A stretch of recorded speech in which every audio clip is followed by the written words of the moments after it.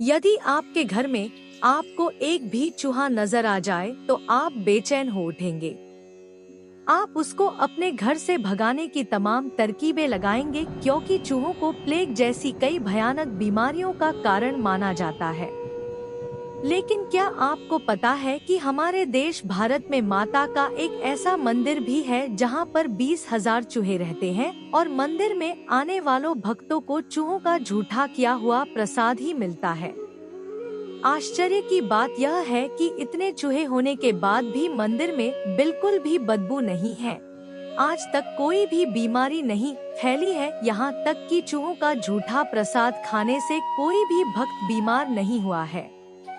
इतना ही नहीं, जब आज से कुछ दशकों पूर्व पूरे भारत में प्लेग फैला था तब भी इस मंदिर में भक्तों का मेला लगा रहता था और वो चूहों का झूठा किया हुआ प्रसाद ही खाते थे।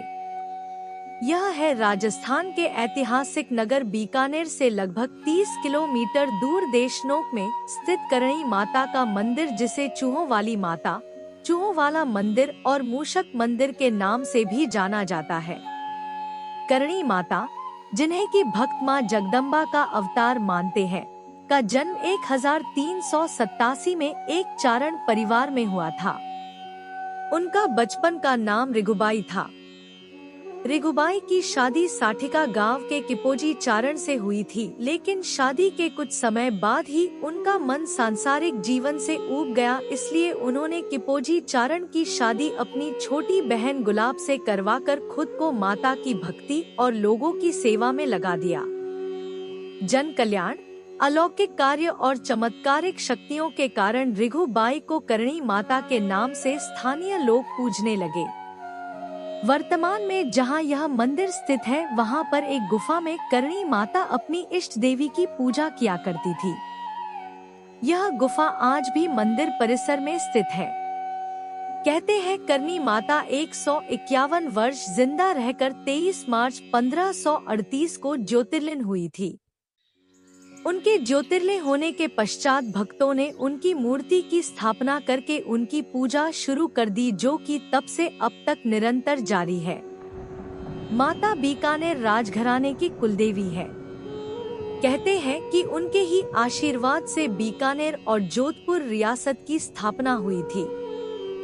करणी माता के वर्तमान मंदिर का निर्माण बीकानेर रियासत के महाराजा गंगा सिंह ने 20वीं शताब्दी के शुरुआत में करवाया था।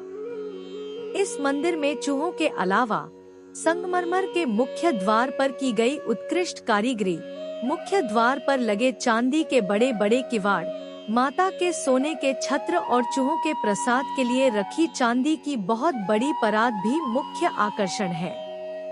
यदि हम चूहों की बात करें तो मंदिर के अंदर चूहों का एक छत्र राज है।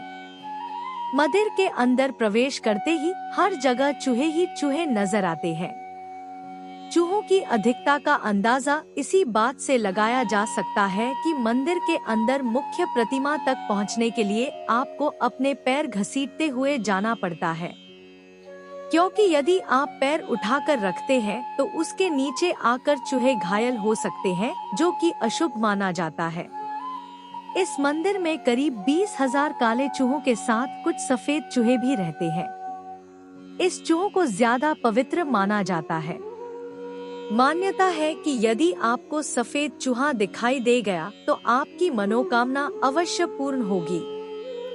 इस मंदिरों के चूहों की एक विशेषता और है कि मंदिर में सुबह 5 बजे होने वाली मंगला आरती और शाम को 7 बजे होने वाली संध्या आरती के वक्त अधिकांश चूहे अपने बिलों से बाहर आ जाते हैं।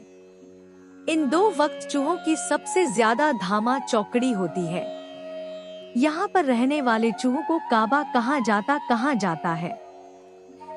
माँ को चढ़ाए जाने वाले प्रसाद को पहले चूहे खाते हैं, फिर उसे बांटा जाता है। चील, गिद्ध और दूसरे जानवरों से इन चूहों की रक्षा के लिए मंदिर में खुले स्थानों पर बारीक जाली लगी हुई है।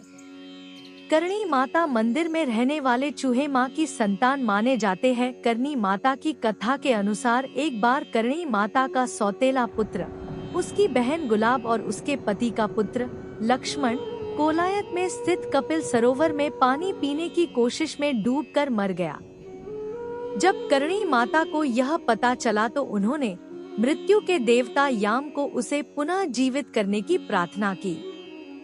पहले तो यमराज ने मन किया, पर बाद में उन्होंने विवश होकर उसे चूहे के रूप में पुनर्जीवित कर दिया।